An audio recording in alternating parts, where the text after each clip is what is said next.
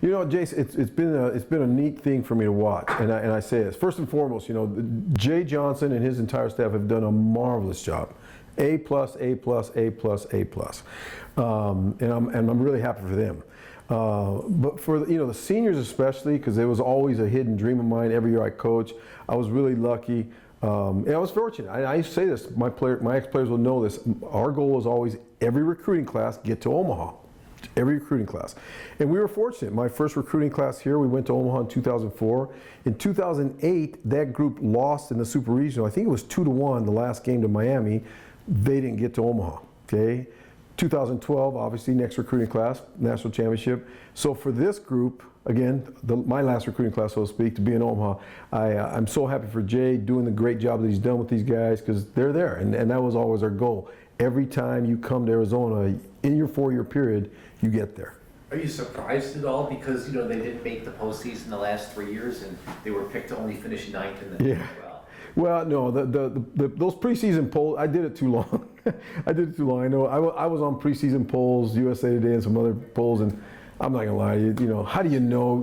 It's not like college basketball, college football. You don't know what a team on the West Coast is doing if you're on the East Coast, or a team in the Midwest. You really don't know who they are, and you don't know what's been going on prior. And the truth of the matter is, and I'm not scared to say this, is my last year and a half was really disruptive for my guys and for me.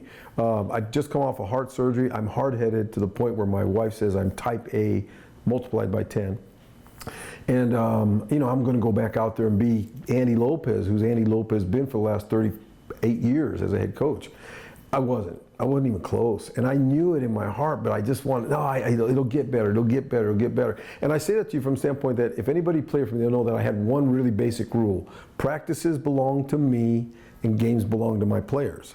I would really work them hard in practice. I was tough on them in practice. I was a disciplinarian. I would set high standards and try to make the games easier. And I would really kind of sit back in the games and let them perform and, make decisions and stuff, but really just let them perform. I never really got back to where practices were truly mine, because every time I would kind of get intense and stuff, I'd feel some things. I was not only coming back from heart surgery, but in the process of the surgery, I got double hernias, and I was going through that as well. So it was just a strange time. So I'm really glad that they're having the kind of year that they're having. Am I completely shocked? No, I'm not. I'm really not. I really believe that this group was recruited off a national championship. People have to remember that this team, the seniors and the juniors that are in this program right now, we're coming off a national title where we went out and recruited. We just won a national title. So I'm not completely shocked. They're obviously very hot, but you got to get hot, and that's a good thing. And that's a tribute to Jay Johnson and his coaching staff. Does their success reaffirm your decision to step aside? Like, yes. This was the best thing, or is there ever any piece of you that says, "Oh my goodness, I could be an Omaha"? No, and it's funny because I've been asked that a lot through the community. People will talk to me, "Hey, coach, gosh, you could have been there." No. This is the reality of it. Okay, here it is. Bottom line for Andy Lopez, it was never my identity. My faith is my identity. My wife and my kids. That's my heritage. I was fortunate as a coach to have some success, but never my identity. So it was easy for me to kind of get out and let someone else take over. It really has been. I haven't been around a lot because that's a separate story in itself. I don't know if you want to cover it, but it's just an experience I had at Pepperdine University, taking over for a good friend of mine. But I didn't want to cause any disruptions in any way, shape, or form. But anyway, for 38 years, I made personnel decisions. Play this guy instead of that guy. Sometimes coaching decisions, hire this coach instead of that coach. The best personnel decision I made last year was, I got to get out.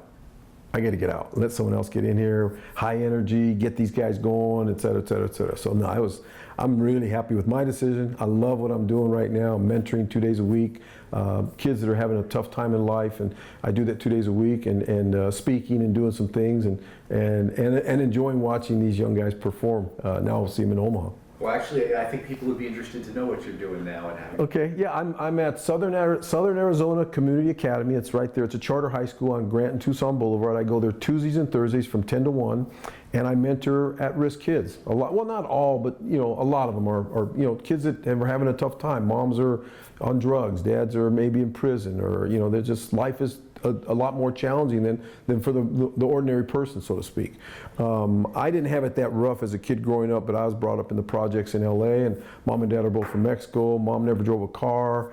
Dad used to work from 5 to 3:30 in the morning, so I kind of knew that background a little bit. So I go in and just kind of encourage them and try to give them some hope. And you know, my standard line with them is, hey, you're 15 today, but in 10 years you're going to be 25, and you're going to be a superstar. You're going to be a superstar at 25 because of the things you're going through today at 15. Just stay the course. Get your high school degree. Go to a junior college. Try to get into an institution, be it Arizona or wherever. But you know, really get through this tough time, because when you're 25, you're going to be a superstar because of what you've gone through. I was never a superstar by any stretch of imagination, but I went through some tough times in my life, and I know it helped me later on in my coaching life. So I do that 2 days a week, and then I won't be in Omaha this weekend. I'm regretful of that, but I made a commitment. I'm speaking at a church here on Father's Day. I'm going to be speaking at a local church here in town, up in Marana, and I didn't want to break that commitment. When the timing is right, or if the timing is right, could we see you on the field again coaching in a less stressful environment? What about like a high school? You know, I saw Desert Christian, they won a few championships recently. I think their coach is stepping aside. I was like, could he coach in a less, laughing at that? I'm only laughing at it because I'm only laughing because prior to coming here with you, I just was off the phone. I was getting off the phone in the parking lot with one of my ex-assistants who also played for me, who's known me since 1990. Okay, Mark Wazakowski was my assistant here at Florida, played for me on my national championship team at Pepperdine, and he's at Oregon, and he's trying to pursue some jobs, so I was on the phone with him. And he said to me, Coach, you know, if people really knew you, they wouldn't understand it. And I say that only from the standpoint that, you know, I really appreciate the comment, I really do. And to be very candid with you, I was offered a job this fall in college baseball. I was offered a job in October. I got a call from an athletic director. My wife and I actually thought about it for about 2 hours. And I went, no, I can't do this. I can't do it anymore. I'm really, really intense in practice. Not so much in the games, because I want my guys to play, but my goal is to make practice so hard that games were easy. And like I said, I just couldn't be that guy anymore after the heart surgery. And the best news is I went for my 6-month checkup last Tuesday, and my numbers were the best they've seen in 2 years. So you're in good health? I'm in great health. Okay. Knock on wood. And your diet, are you still eating peanut butter? Yes, natural peanut butter. I still eat a peanut butter and jelly sandwich, a granola bar, and a piece of fruit every day. I know, even when I go to the Southern Arizona Community Academy here on Tucson, I'm there from 10 to 1, and I carry my sack lunch in, and I got my sack lunch. I've always had sack lunch. I don't know, creature of habit. I'm kind of changing my diet, so that's interesting. I thought mine was good, and because I don't eat fried and greasy food and all that, but I have way too much sugar and things like that. Yeah, I had to go to natural peanut butter. Loved it in 2012 when the motivational speech to the team. Okay, you've got the... Wait a minute, which one? No. Well, the one about the car. I think it was a Ferrari. Oh, the Ferrari. Lamborghini, it doesn't matter, but... You said, now you have it. You want to take it for a 2-day spin and crash it? That's up to you. You want to take it for a great ride over 2 weeks? That's up to you, too. Well, you got a good memory. Well, that was a lot of fun. So what advice would you give this team? Same thing, man. Same thing. Because here's the reality of it. I've been really lucky. I think I've been there 5 or 6 times in the College World Series, and I've been blessed to win 2 of them. I mean, everything I got was a gift. My God, everything I have in life is a gift. My wife, my kids, my health, my life, after heart surgery. I say it, the 8 hottest teams. It's a strange thing because it's not necessarily the best 8 teams. I mean, really. I mean, a baseball purist would look at Louisville right now, the baseball program at Louisville, and say, wow, that's one of the better teams in the nation. They're not there. Texas A&M, whoa, that's a really good team. They're not there. LSU, man, that's a really good team. They're not there. The 8 hottest teams show up. The 8 teams that are really hot show up. And so I would always tell our guys, you're a Ferrari because you're here. You're here. You made it here. You're hot. Now you want to take the keys and crash it in 2 days and, look at this as, oh, this is so much fun, da, da, da, da, da, and you crash in 2 days and you're home on Tuesday or Wednesday. Or drive it for 2 weeks, take care of it, wash it every now and then, put it to bed early, take care of it, and hey, before you know it, you might drive home in it. You drive home in a Ferrari. It's called the national title. I love it. I love it. So could this team do that? And who I remember from the 12 team, relentless offense. Correct me. Relentless offense. Yes. Gutty starting pitching. Yes. Okay. Wow. Compare that team to this team. You know, I'm really impressed with what Jay and Coach Lon and Sergio have done there. You know, I really am. I really am. They're getting a tremendous amount of the seniors are having special years, and you got to have your seniors have to have special years no matter where you are. But they have to have your seniors have to have special years so that it takes the stress off the freshmen. You know, I mean, the freshmen, you can't really expect those guys to do what the seniors should be doing because you know, there's more bats in them, there's more playing time, all the rest of it. Maturity factor. Bannister's having a phenomenal year. Nathan Bannister. Gibbons is having a great, you know, he's having a phenomenal year. Cody Raymer, phenomenal year. And I feel bad for Cody, but what a great way to end. I mean, he was sitting behind 2 first-rounders last year, right? You know, our second baseman, our short was Kingery, and my shortstop, I forgot my shortstop's name. I forget Kevin Newman. My God, Kevin Newman. So Kevin Newman and Kingery, you know, and so Raymer was sitting behind those guys. They signed. Raymer comes in. He's having a great year. So so those guys are having special years. The older guys are having special years. Pitching wise, they're getting really good performances out of key guys, and that's a good combination. It's you know, I felt this every time I went there. It's up for grabs for one reason. They're 18, 19, 20, and 21-year-old guys. You're not facing Clayton Kershaw, who you know, that guy on the mound is really good, and he's going 7 innings, put it in the books. You're facing a guy that's 21 years old, and you know what? He might be nervous as all get up because he's in the College World Series. And he's been good all year, but now he's in Omaha, and you know what? He might not be there in the 4th inning. It's a game played by young people. And so young people have a tendency to do some really special things, and young people have a tendency to do some things where you scratch your head and, well, that's the reason I got a 12-inch scar on my chest. I tell you what, a couple of the players said, one of the players was asked about you at practice a couple of days ago or last week. One of the newspaper writer was doing this story. Yeah. He says, you guys thinking about Coach Lopez, what's the difference? And one player said, well, Coach Lopez, it was almost a little bit more about getting us ready for life. Jay Johnson's nuts and bolts baseball. Kind of interesting comment. Everybody does it different. You know, here's the reality I dealt with a long time ago because I was a 9th-round pick out of UCLA and didn't sign a professional contract.